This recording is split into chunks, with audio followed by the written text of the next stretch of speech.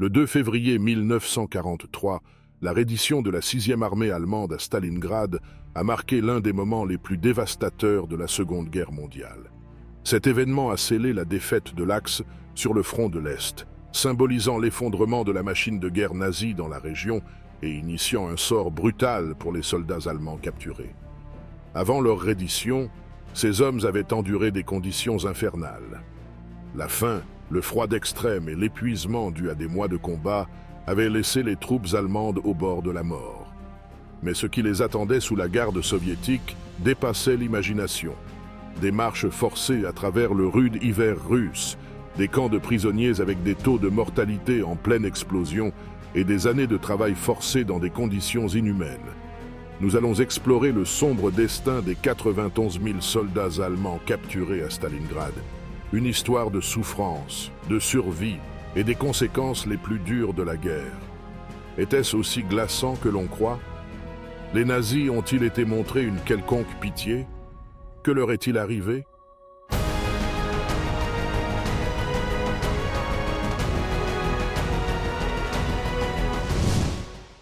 Stalingrad, le piège mortel du front de l'Est. La bataille de Stalingrad a été l'une des confrontations les plus brutales et décisives de la Seconde Guerre mondiale. Lancée à l'été 1942, cette campagne représentait à la fois un objectif stratégique et symbolique pour Adolf Hitler. La prise de Stalingrad signifiait le contrôle d'importantes routes commerciales et des ressources du Caucase, ainsi qu'une victoire de propagande en prenant la ville nommée d'après le dirigeant soviétique. Cependant, ce qui a commencé comme une offensive ambitieuse s'est transformé en un piège mortel pour la 6e armée. La stratégie allemande dirigée par le maréchal Friedrich Paulus a sous-estimé à la fois la résistance soviétique et les conditions extrêmes de l'hiver russe. Paulus avait assuré à ses supérieurs que l'avancée serait rapide, comptant sur la supériorité technologique et tactique de ses forces. Cependant, les troupes allemandes ont rapidement rencontré une résistance féroce dans chaque rue et bâtiment de Stalingrad. Les soviétiques, dirigés par le général Vassili Tchoïkov, ont adopté une stratégie de combat urbain connue sous le nom de guerre des rats, se battant à courte portée dans les ruines de la ville. Cela a neutralisé l'avantage allemand en artillerie et en chars, rendant chaque mètre gagné un coût insupportable. Alors que les combats s'intensifièrent dans la ville, le haut commandement soviétique, sous Staline et le général Georgi Zhukov, préparait une contre-offensive massive connue sous le nom d'Opération Uranus. Le 19 novembre 1942, les forces soviétiques ont lancé une attaque sur 2 fronts, encerclant la 6e armée allemande et ses alliés dans un piège mortel. Ce mouvement soigneusement planifié a piégé plus de 300 000 soldats dans une zone sans accès aux approvisionnements, ni aux voies d'évacuation. Les archives soviétiques déclassifiées détaillent comment les commandants allemands, y compris Paulus, ont à plusieurs reprises demandé la permission de se retirer avant que l'encerclement ne soit complet. Cependant, Hitler a rejeté ces demandes, insistant sur le fait que la 6e armée devait tenir coûte que coûte. Dans l'une de ses communications, Hitler a déclaré « La 6e armée restera à Stalingrad, c'est une question d'honneur national ». L'impact de l'encerclement a été dévastateur.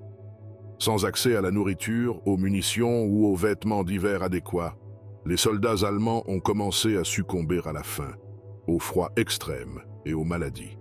Les températures à Stalingrad pendant l'hiver 1942-1943 sont tombées en dessous de moins 20 degrés Celsius, gelant les hommes sur place dans leur position. Un prisonnier allemand qui a survécu au siège s'est souvenu des années plus tard. Nous avons vu nos camarades mourir chaque jour. Il n'y avait pas de nourriture, seulement une soupe aqueuse qui ne remplissait pas l'estomac. Le froid était insupportable et beaucoup se couchaient simplement pour mourir.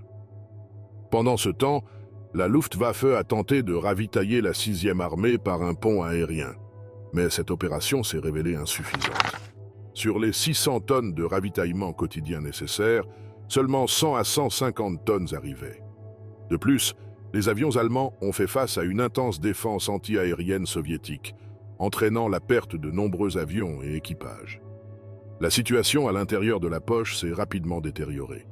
En janvier 1943, Les soldats allemands en étaient réduits à manger des chevaux, des chiens et même des rats pour survivre. Un effondrement moral a commencé à se répandre parmi les troupes, beaucoup écrivant des lettres à leurs familles qui n'ont jamais été envoyées. Ces lettres, récupérées plus tard par les soviétiques, révèlent l'état psychologique des hommes piégés.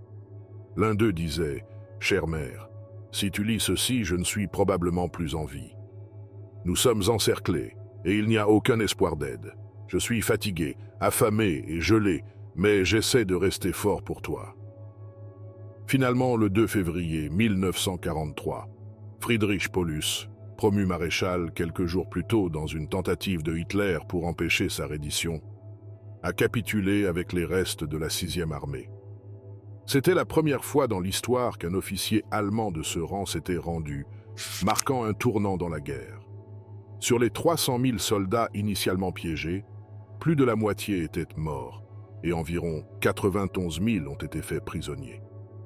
L'impact psychologique de cette reddition a été profond pour les soldats allemands et la machine de guerre nazie.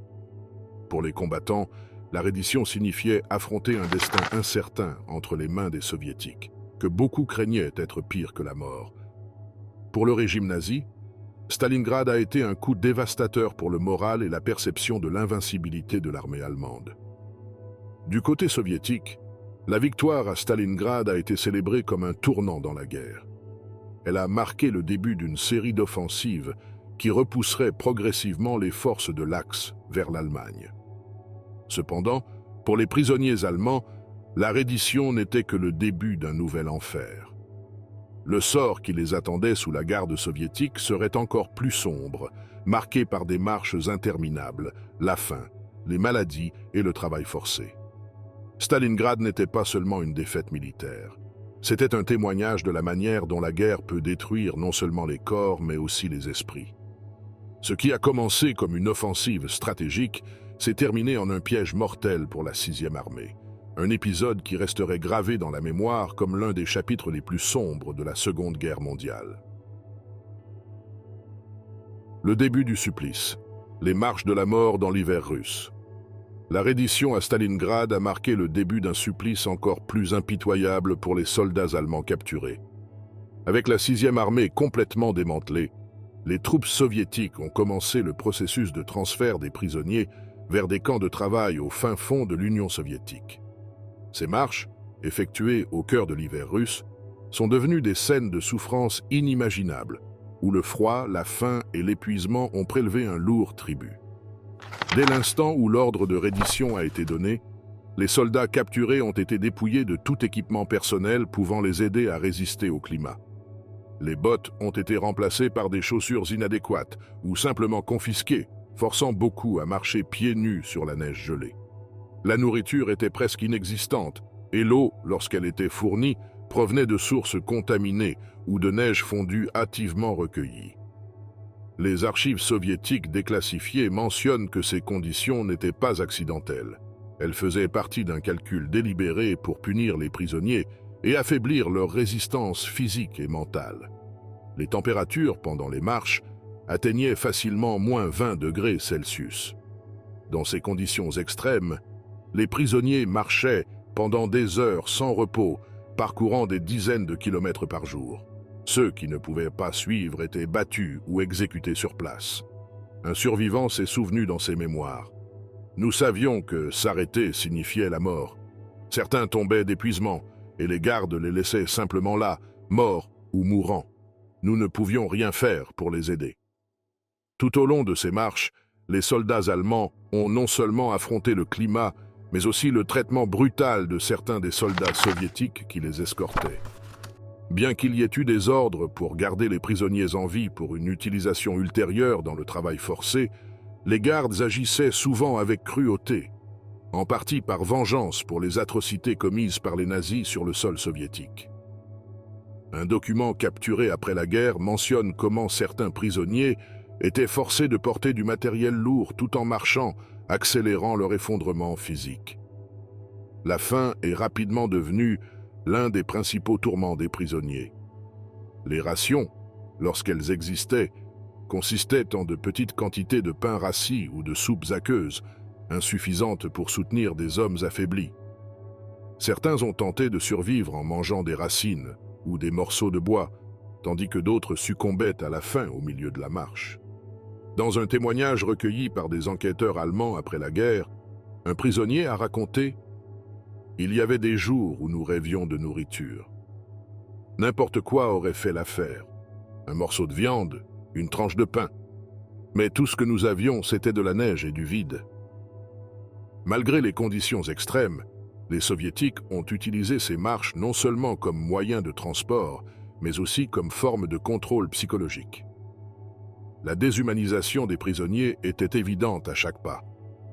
Les groupes étaient constamment comptés et réorganisés, souvent sans préavis, créant un environnement d'incertitude et de tension constante. Beaucoup de soldats capturés ont perdu leurs camarades dans le chaos des marches, des séparations qui étaient souvent définitives. Pour certains prisonniers, le voyage s'est terminé avant d'atteindre les camps. Une archive militaire soviétique révèle que sur les 91 000 soldats capturés à Stalingrad, des milliers sont morts pendant les marches. Les pertes étaient si nombreuses que les routes qu'ils empruntaient étaient marquées par les corps gelés des morts. Un rappel silencieux de la brutalité de ces conditions. Cependant, tous les soldats soviétiques ne partageaient pas cette attitude. Certains gardes, conscients de la dureté des marches, permettaient de courtes pauses ou partageaient de petites portions de leur propre ration avec les prisonniers. Ces gestes, bien que rares, sont mentionnés dans certains témoignages comme une lueur d'humanité au milieu de la cruauté prédominante. Un prisonnier allemand s'est souvenu des années plus tard. Un garde m'a donné un morceau de pain quand il a vu que je ne pouvais plus marcher. Je n'oublierai jamais ce geste. Il m'a probablement sauvé la vie. À mesure que les prisonniers approchaient de leur destination finale, l'épuisement et les maladies devenaient des facteurs encore plus létaux. La dysenterie, la pneumonie et le typhus se propageaient rapidement parmi les hommes affaiblis, qui n'avaient pas accès à des soins médicaux. Certaines archives soviétiques déclassifiées mentionnent que, dans certains cas, des médecins militaires ont tenté de fournir une aide de base, mais les ressources étaient limitées et les priorités étaient concentrées sur les troupes soviétiques. À leur arrivée dans les camps, les survivants des marches étaient méconnaissables. Les longues semaines de privation avaient réduit de jeunes hommes forts à des ombres d'eux-mêmes. Les taux de mortalité restaient élevés même après leur arrivée, car les conditions des camps n'offraient aucun répit significatif. Les marches de la mort n'étaient que le prélude à une souffrance qui s'étendrait sur des années. Les images et témoignages de ces marches restent un rappel de la brutalité de la guerre et du coût humain du conflit.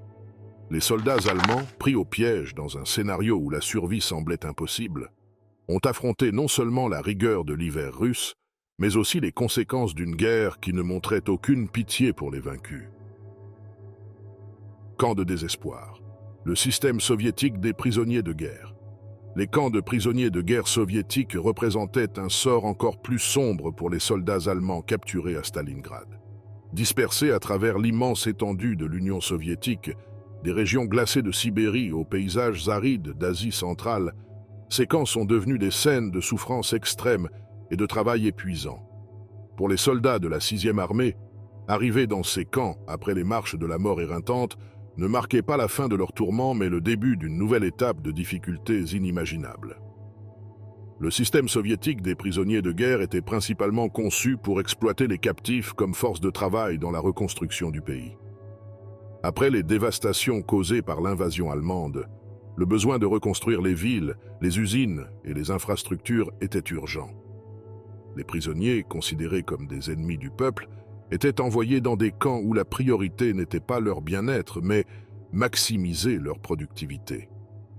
Les archives déclassifiées du NKVD, l'agence de sécurité soviétique chargée de l'administration des camps, détaillent comment les prisonniers étaient répartis selon les besoins économiques locaux.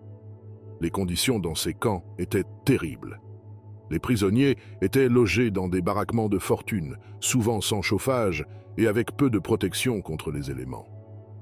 En Sibérie, où les températures pouvaient descendre en dessous de moins 40 degrés Celsius, le manque de vêtements adéquats aggravait leur souffrance. Les rations alimentaires étaient minimales, généralement composées de pain rassis et de soupes aqueuses. Un document de l'administration d'un camp dans l'oblast de Novosibirsk mentionne que chaque prisonnier recevait moins de 1000 calories par jour, une quantité insuffisante pour ceux qui travaillaient en quart de 12 heures. Le travail forcé était une constante dans tous les camps. Les prisonniers étaient utilisés dans une variété de tâches, allant de la reconstruction de ponts et de bâtiments à l'extraction de minéraux dans les mines. Dans les régions boisées, beaucoup étaient affectés à l'abattage des arbres, une tâche extrêmement exigeante, surtout en hiver. Un témoignage d'un prisonnier qui a travaillé sur la construction d'une ligne de chemin de fer décrit les conditions. Le travail ne s'arrêtait pas, qu'il fasse froid ou que nous soyons dans un état lamentable. Les outils étaient rudimentaires, et chaque coup de pelle était un rappel que nous étions seuls, livrés à notre sort. Les maladies se propageaient également rapidement dans les camps. La malnutrition et les conditions insalubres affaiblissaient les prisonniers, les rendant vulnérables aux infections telles que la dysenterie, le typhus et la tuberculose. Les archives du NKVD montrent que dans certains camps, les taux de mortalité dépassaient 50% dans les premiers mois de fonctionnement. Le manque de soins médicaux adéquats signifiait que ceux qui tombaient gravement malades étaient souvent laissés mourir, car ils ne pouvaient pas répondre aux quotas de travail. Malgré ces conditions extrêmes, certains prisonniers ont réussi à survivre grâce à des réseaux de soutien entre camarades. Ils formaient de petites communautés au sein des camps, partageant de la nourriture et se protégeant mutuellement des abus des gardes. Ces réseaux étaient cruciaux pour maintenir l'espoir dans un environnement où la mort était une menace constante. Un prisonnier allemand s'est souvenu comment, dans un camp près de Moscou, un groupe de camarades se relayait pour veiller les uns sur les autres pendant leur sommeil, s'assurant que personne ne périssait d'hypothermie pendant la nuit.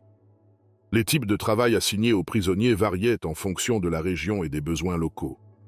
Dans les villes dévastées par les bombardements allemands, comme Stalingrad et Leningrad, les captifs étaient utilisés pour déblayer les décombres et reconstruire les bâtiments. Dans les zones rurales, beaucoup travaillaient dans des fermes collectives où leur travail était essentiel pour assurer l'approvisionnement alimentaire. Dans certains cas, les prisonniers étaient affectés à de grands projets d'infrastructures, tels que la construction de barrages et de chemins de fer. Une archive soviétique détaille comment un groupe de prisonniers allemands a participé à la construction d'une centrale hydroélectrique sur la Volga, un projet qui nécessitait des quarts de travail épuisants et a coûté la vie à des dizaines d'entre eux. Les tentatives d'évasion étaient rares en raison des distances et des conditions inhospitalières entourant les camps.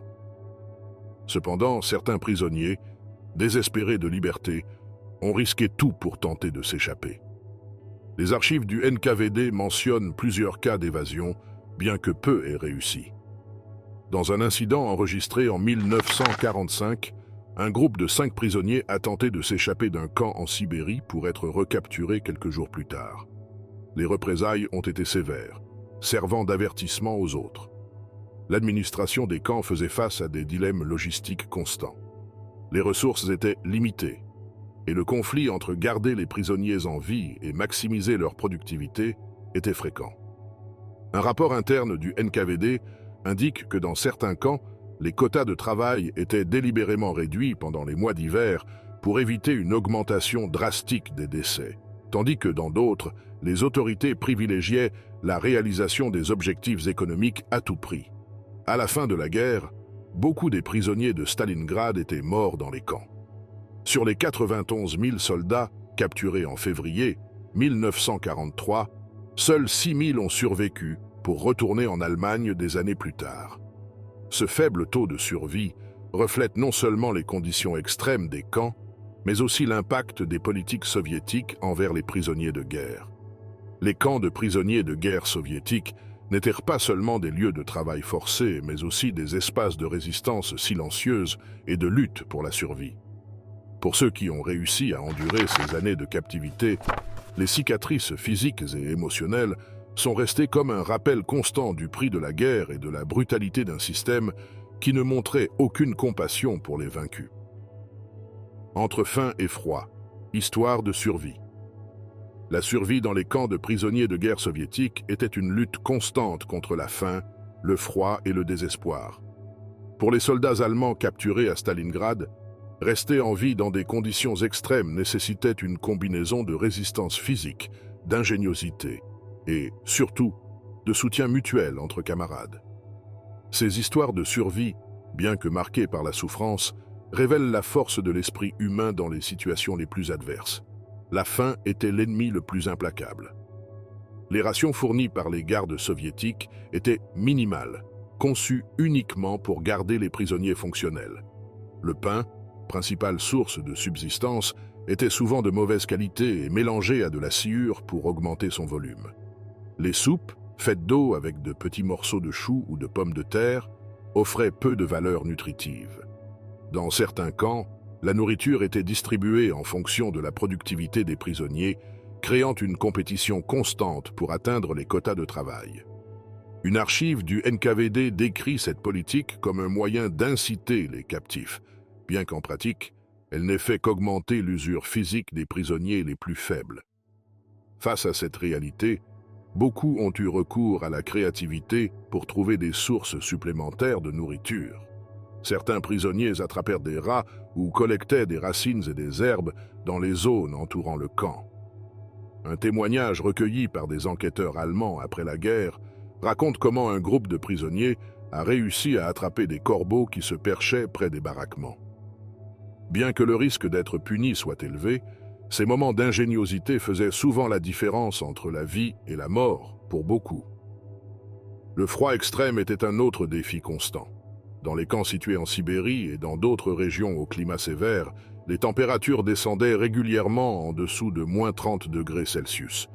Les prisonniers, vêtus d'uniformes usés non conçus pour résister à de telles conditions, improvisaient des vêtements supplémentaires à l'aide de sacs de jute ou de morceaux de tissu trouvés dans les environs. Les bottes étaient un bien précieux, et ceux qui n'en avaient pas utilisaient des chiffons pour envelopper leurs pieds, bien que cela offre peu de protection contre le gel. Les nuits étaient particulièrement dangereuses, car les baraquements mal construits offraient peu d'isolation. Beaucoup de prisonniers dormaient blottis les uns contre les autres pour conserver la chaleur. Dans certains cas, les prisonniers les plus forts se relayaient pour rester éveillés et s'assurer que leurs camarades ne succombaient pas à l'hypothermie. Un prisonnier s'est souvenu des années plus tard. Nous prenions soin les uns des autres. Si quelqu'un cessait de bouger ou de respirer, nous le secouions pour nous assurer qu'il ne cédait pas au froid. C'était la seule chose que nous pouvions faire. La solidarité entre les prisonniers était un facteur crucial pour la survie. Dans un environnement où la déshumanisation était la norme, de petits réseaux de soutien offraient un répit face à la brutalité quotidienne. Partager un morceau de pain, diviser une couverture ou simplement offrir des mots d'encouragement aidait à maintenir l'espoir. Ces réseaux n'étaient pas seulement spontanés, mais aussi organisés dans certains cas. Dans un camp près de Moscou, les prisonniers ont formé un système informel pour faire tourner les tâches les plus épuisantes, assurant que les plus faibles avaient une chance de récupérer. Le travail forcé, bien qu'épuisant, offrait également des opportunités d'améliorer les chances de survie. Certains prisonniers affectés à des tâches à l'extérieur du camp réussissaient à collecter de petites quantités de nourriture ou de matériaux pouvant être utilisés pour le troc. Une archive soviétique mentionne que, dans certains cas, les gardes fermaient les yeux sur ces activités, reconnaissant que des prisonniers affaiblis étaient moins productifs.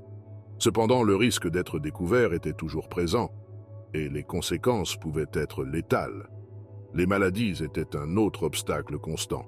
La malnutrition affaiblissait le système immunitaire, transformant des infections courantes en condamnation à mort. La dysenterie, la pneumonie et le typhus se propageaient rapidement dans les baraquements surpeuplés et mal ventilés. En l'absence de soins médicaux adéquats, les prisonniers comptaient sur des remèdes maison et des soins mutuels. Un prisonnier s'est souvenu comment un groupe de camarades utilisait de l'eau bouillie pour laver leurs plaies, un acte qui lui a probablement sauvé la vie. L'impact psychologique des années de captivité était profond. L'incertitude quant à l'avenir, combinée à la perte de camarades et aux privations constantes, amenait beaucoup au bord de l'effondrement mental. Certains prisonniers trouvaient du réconfort dans la religion, organisant des services clandestins dans les baraquements.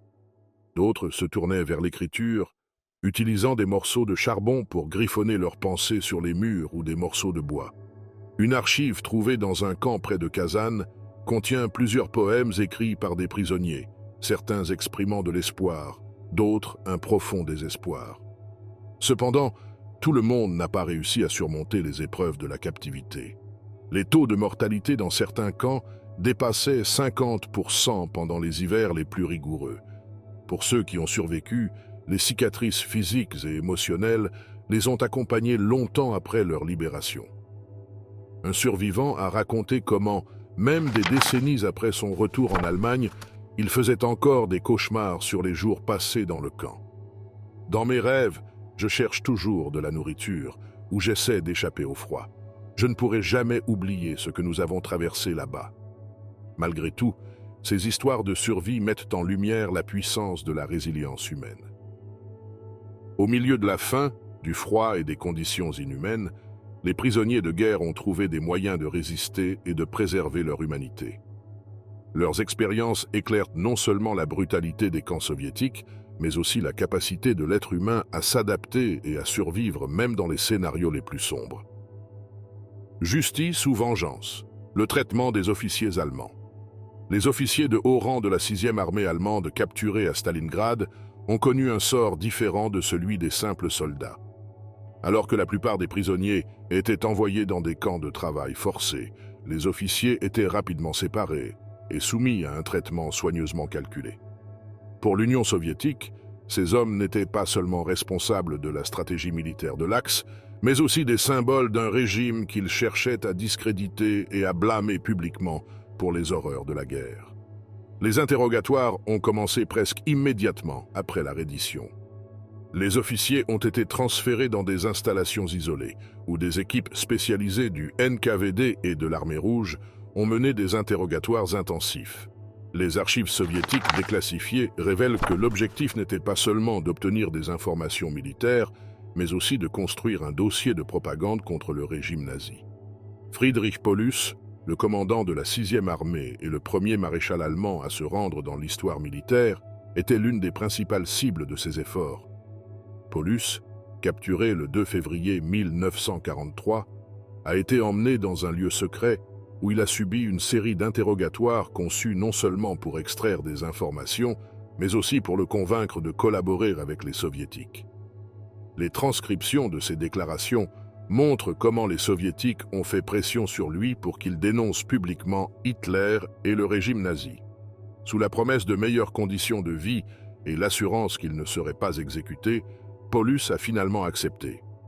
Plus tard, son témoignage a été utilisé comme un outil clé dans les procès de Nuremberg et dans la propagande soviétique, où il a dénoncé les atrocités commises par le régime qu'il avait autrefois servi. Tous les officiers capturés n'ont pas reçu le même traitement. Ceux considérés responsables de crimes de guerre ont été soumis à des procès sommaires, souvent tenus dans les mêmes lieux où les atrocités avaient été commises. Un exemple notable est le procès qui a eu lieu à Stalingrad peu après la reddition, où plusieurs officiers allemands ont été condamnés à mort pour leur rôle dans la destruction de la ville et les abus contre la population civile. Les exécutions, effectuées publiquement, visaient à envoyer un message clair aux prisonniers et à la population soviétique. Les exécutions n'étaient pas toujours effectuées immédiatement. Dans certains cas, les officiers étaient détenus pendant des mois, voire des années, avant d'être jugés. Les soviétiques utilisaient ce temps pour rassembler des preuves supplémentaires et s'assurer que les procès avaient l'impact de propagande souhaité. Un document du NKVD mentionne comment les témoignages de soldats capturés étaient utilisés pour incriminer les officiers, créant un récit unifié de culpabilité qui justifiait les sentences. Parmi les officiers capturés figuraient également des personnalités que le régime soviétique considérait utiles à ses propres fins. Certains ont été sélectionnés pour participer à des programmes de rééducation idéologique où on leur enseignait les principes du communisme dans l'espoir de les transformer en alliés. Bien que la plupart aient rejeté ces initiatives, certains, comme le général Walter von Seydlitz-Kurzbach, ont accepté de collaborer avec les soviétiques. Seydlitz, qui avait commandé un corps de la 6e armée à Stalingrad, est devenu le chef de la Ligue des officiers allemands. une organisation créée par les soviétiques pour promouvoir l'opposition au régime nazi parmi les prisonniers de guerre. Cependant, tous les officiers capturés n'ont pas été soumis à des procès ou utilisés comme propagande. Certains ont simplement disparu dans le vaste système des camps de travail soviétiques où ils ont affronté les mêmes conditions brutales que les soldats. Un rapport interne du NKVD indique que, dans certains cas, les autorités locales ne faisaient pas de distinction entre les grades des prisonniers, les affectant à des tâches épuisantes, indépendamment de leur position militaire. Cela a conduit à la mort de certains officiers de haut rang, loin des projecteurs des procès et des campagnes de propagande. Les conditions de détention des officiers variaient considérablement en fonction de leur importance stratégique ou de propagande. Ceux de rang élevé, comme Paulus, étaient logés dans des installations relativement confortables où ils recevaient une nourriture adéquate et avaient accès à des livres et à du matériel d'écriture.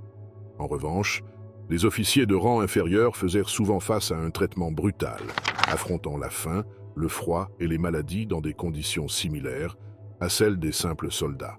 Les procès des officiers allemands capturés ont également servi à consolider le récit soviétique de la guerre. Dans ces processus, les crimes du régime nazi étaient présentés comme des actes de barbarie contrastant avec les idéaux de justice et d'humanité promus par l'Union soviétique. Cependant, la frontière entre justice et vengeance était floue. Les exécutions publiques et les condamnations au travail forcé visaient non seulement à punir les coupables, mais aussi à renforcer le contrôle soviétique sur le récit de la guerre. L'un des aspects les plus controversés du traitement des officiers est la manière dont leurs expériences d'après-guerre ont été façonnées par leurs décisions pendant la captivité. Ceux qui ont collaboré avec les soviétiques, comme Paulus, ont été rejetés par leurs compatriotes à leur retour en Allemagne. Dans le cas de Paulus, sa coopération avec les soviétiques en a fait un paria en Allemagne de l'Ouest, bien qu'il ait été reçu avec une certaine sympathie en Allemagne de l'Est, où il a passé ses dernières années. D'autre part, les officiers qui ont refusé de collaborer ou qui ont été libérés après des années de captivité ont rencontré des difficultés considérables à se réintégrer dans la société. Beaucoup sont revenus avec de graves problèmes de santé et un profond ressentiment envers le régime soviétique. Ces hommes, qui avaient autrefois dirigé des troupes sur le champ de bataille, se sont retrouvés à lutter pour trouver leur place dans une Allemagne divisée et en reconstruction. Le traitement des officiers allemands capturés à Stalingrad met en lumière les complexités de la justice en temps de guerre. Bien que certains aient été responsables de crimes odieux, d'autres n'étaient que des exécutants dans un conflit qui ne montrait aucune pitié pour les vaincus. Les procès, les exécutions et les campagnes de propagande soviétiques n'ont pas seulement puni les dirigeants de la 6e armée, mais ont également laissé un héritage de questions difficiles sur la frontière entre justice et vengeance dans le contexte d'une guerre totale. Les derniers survivants. Le faible taux de survie des capturés. En l'hiver 1943, après la chute de Stalingrad, plus de 91 000 soldats allemands ont été capturés par l'armée rouge. Sur ce nombre, seulement environ 6 000 ont réussi à retourner en Allemagne à la fin de la guerre.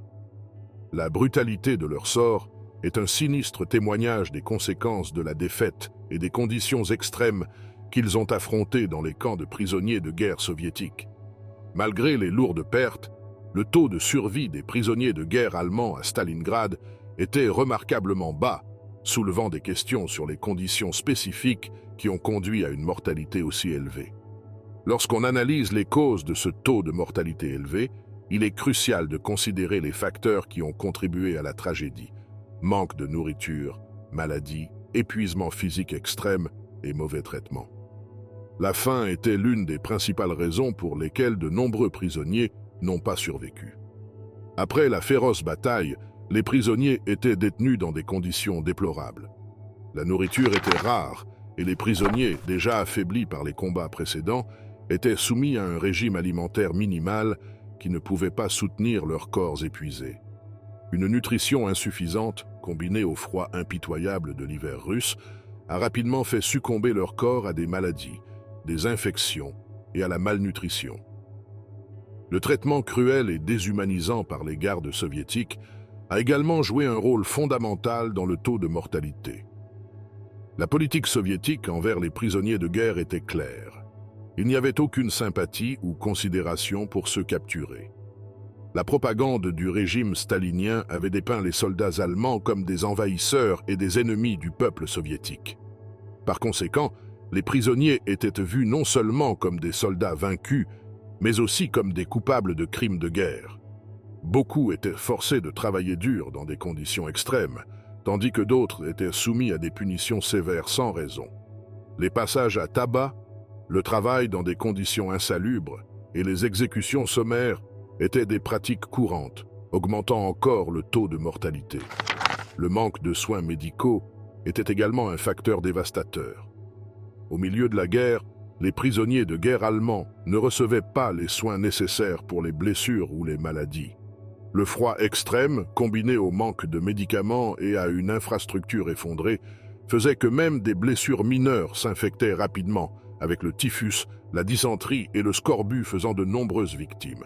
Les hôpitaux de campagne étaient débordés et incapables de faire face au nombre de malades et de blessés, aggravant encore la situation. Comparer le taux de mortalité à Stalingrad avec d'autres campagnes de prisonniers de guerre révèle des différences marquées.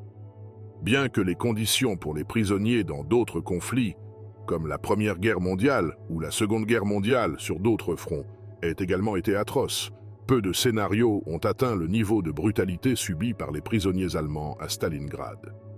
Alors que dans d'autres parties du front de l'Est ou dans les camps de prisonniers de guerre en Europe occidentale, certains ont réussi à survivre, la situation à Stalingrad était unique en raison de l'ampleur de la défaite allemande et des politiques de représailles mises en œuvre par l'URSS.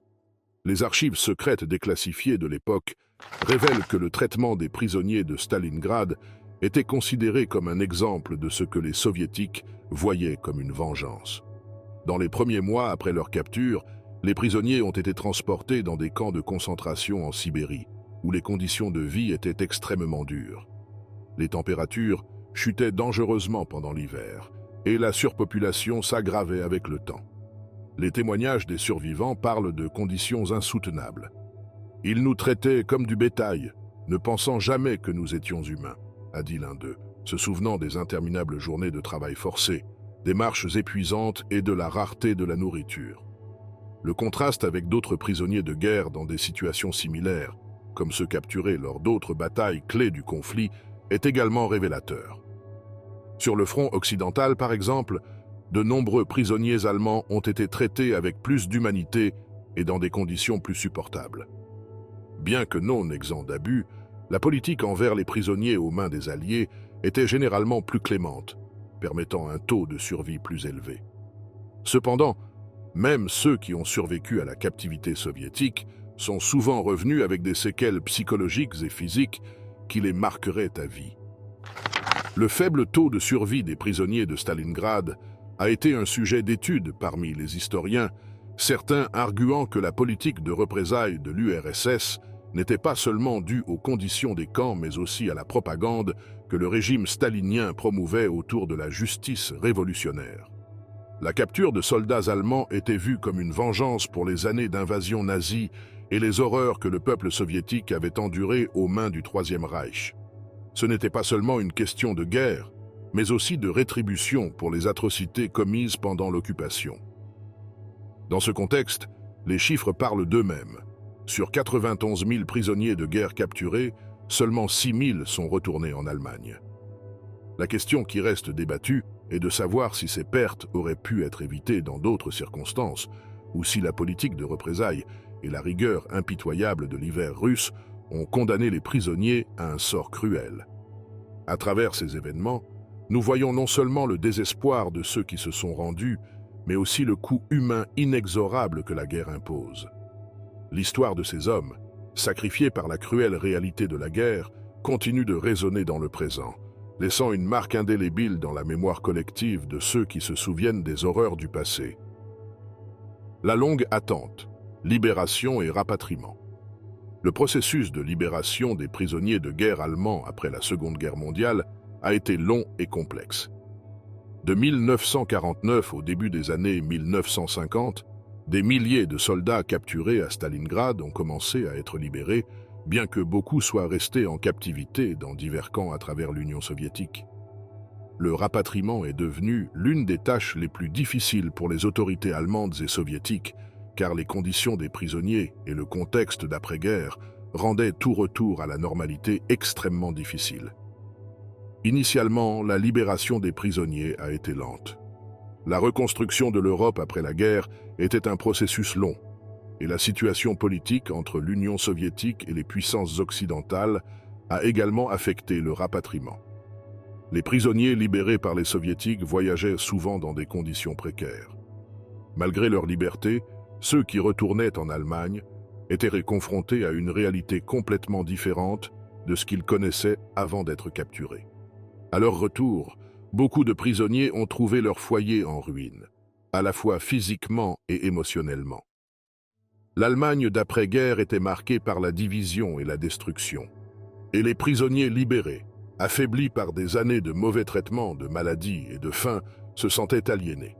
Le détachement de leurs anciens foyers et la transformation de leur pays natal présentaient un défi encore plus grand. Ceux qui avaient passé des années sous le régime soviétique et étaient considérés comme des traîtres par certains de leurs compatriotes n'ont souvent pas reçu un accueil chaleureux. Dans une société reconstruisant son identité nationale, les prisonniers étaient perçus avec méfiance et même hostilité. Beaucoup ont fait face à l'incompréhension de leur propre famille, qui ne comprenèrent pas la souffrance qu'ils avaient endurée en captivité. Les souvenirs de la guerre, ainsi que le stigmate d'être prisonnier, ont laissé des marques profondes sur leurs âmes et leurs corps. Les témoignages de certains des survivants reflètent l'impact profond des années de souffrance. « C'était comme revenir d'un autre monde », a dit un prisonnier libéré qui avait passé plus de 7 ans en Sibérie. « Quand je suis arrivé chez moi, je n'ai rien reconnu. Ce n'était pas mon pays ni mon peuple, c'était trop changé. » Ce sentiment de désorientation était courant parmi ceux qui sont revenus, car le passage du temps dans les camps de prisonniers de guerre et la déshumanisation qu'ils avaient subie les laissaient avec un sentiment de déplacement. Leurs anciens liens sociaux et familiaux n'existaient plus de la même manière. Beaucoup se sont retrouvés comme des étrangers dans un pays qui, malgré la reconstruction de son propre avenir, leur semblait complètement étranger. L'état physique des prisonniers était également l'un des facteurs les plus graves de leur captivité. La malnutrition et les maladies subies pendant leur séjour dans les camps de concentration les rendaient incapables de s'adapter à la vie normale. Leur corps était usé, leur force diminuait de jour en jour et leur esprit n'était plus le même. Souvent, ils avaient du mal à trouver du travail ou à se réintégrer dans la vie quotidienne, aggravant encore leur isolement. Les séquelles psychologiques étaient également profondes. Le traumatisme de l'emprisonnement, les humiliations constantes et les terribles expériences dans les camps soviétiques laissaient des cicatrices que beaucoup portaient pour le reste de leur vie. Le stigmate social, alimenté par les récits de guerre, a également affecté les libérés. Dans une Allemagne cherchant à se reconstruire, être un prisonnier de guerre signifiait être stigmatisé. La propagande nazie et l'image du soldat allemand héroïque, promu par le régime de Hitler, ne correspondaient plus à la réalité d'une Allemagne vaincue. Les anciens prisonniers étaient souvent vus comme des hommes qui avaient échoué dans leur mission et n'avaient pas été à la hauteur de ce qu'on attendait d'eux. Les témoignages révèlent que beaucoup de prisonniers de guerre libérés ressentaient une forte pression pour se réintégrer rapidement et laisser leur passé derrière eux, bien que cela soit impossible. Retourner à la vie en Allemagne est devenu une lutte constante. Les familles essayaient de reconstruire leur foyer, mais se retrouvaient souvent divisées par les tensions politiques de l'après-guerre. Ceux qui revenaient trouvaient une Allemagne fragmentée, une partie du pays sous influence soviétique et l'autre sous occupation des forces alliées. Les témoignages des survivants racontent les difficultés d'adaptation à la nouvelle réalité, une réalité dans laquelle beaucoup se sentaient complètement déplacés. Écho du passé. Réflexion sur Stalingrad et ses prisonniers. La bataille de Stalingrad, l'un des affrontements les plus brutaux de la Seconde Guerre mondiale, a laissé des cicatrices profondes sur les soldats allemands et soviétiques. Pour le Troisième Reich, la défaite à Stalingrad a marqué le début de son déclin, tandis que pour l'Union soviétique, elle représentait un symbole de résistance et de victoire contre l'envahisseur nazi. Cependant, le coût humain a été immense des deux côtés. Pour les prisonniers allemands, la guerre ne s'est pas terminée avec leur reddition. dans de nombreux cas, elle ne faisait que commencer. La brutalité de leur captivité, marquée par la faim, les maladies et les mauvais traitements, a mis à nu les conditions inhumaines que les prisonniers de guerre devaient endurer pendant des années. Le traitement des prisonniers de guerre à Stalingrad et dans d'autres camps de concentration soviétiques met en lumière le décalage entre l'éthique de la guerre et la réalité. Les lois de la guerre, telles que la Convention de Genève, qui régissent le traitement humain des prisonniers, ont été ignorées par les deux camps à divers moments. Les témoignages des survivants de Stalingrad révèlent une indifférence à la vie humaine qui semble caractériser les conflits de cette époque. En fait, les archives secrètes soviétiques, déclassifiées plus tard, ont montré que les autorités n'ont pas seulement abandonné les prisonniers à leur sort, mais que les conditions dans les camps étaient délibérément inhumaines. L'impact de Stalingrad persiste, car le souvenir de la bataille reste un symbole de tragédie et de résistance humaine. Les leçons de l'histoire sur le traitement des prisonniers de guerre et l'éthique de la guerre résonnent encore aujourd'hui, alors que nous débattons du respect des droits de l'homme au milieu des tensions militaires contemporaines. Bien que le passé ne puisse être défait, réfléchir à ces événements reste crucial pour prévenir la répétition de telles horreurs.